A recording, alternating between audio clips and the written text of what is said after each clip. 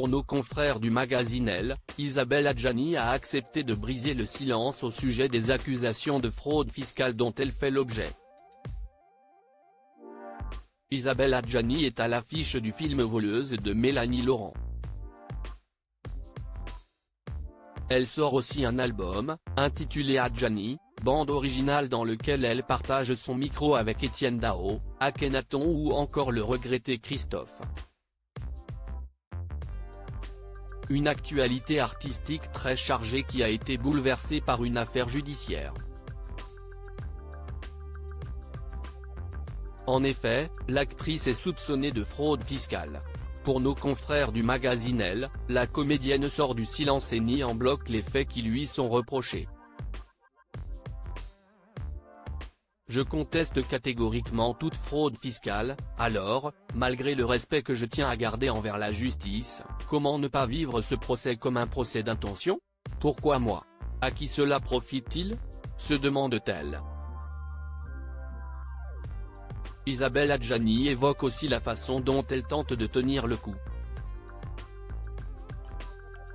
Relire Une vie de Simone Veil m'aide beaucoup. Comme elle l'a écrit au fond, ce sont toujours aux faibles que l'on fait la morale, tandis qu'on finit par blanchir les puissants.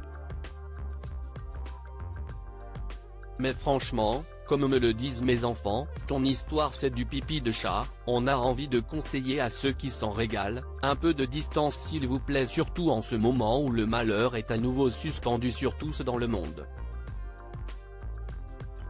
Isabelle Adjani nie en bloc les accusations de blanchiment d'argent. Isabelle Adjani est accusée d'avoir notamment frauduleusement établi sa résidence au Portugal, afin d'éluder 236 000 € d'impôt sur le revenu. L'administration fiscale s'applique, avec une insistance inégalée, à remettre en question mon départ au Portugal depuis 2017, où j'ai parfaitement le droit de résider et où j'habite dans mon appartement, a déclaré Isabelle Adjani. D'une part, cette remise en question ne repose que sur 2 années précises, d'autre part je suis pleinement en règle tant à l'égard de l'administration fiscale française que de la portugaise et je n'ai aucune dette fiscale où que ce soit.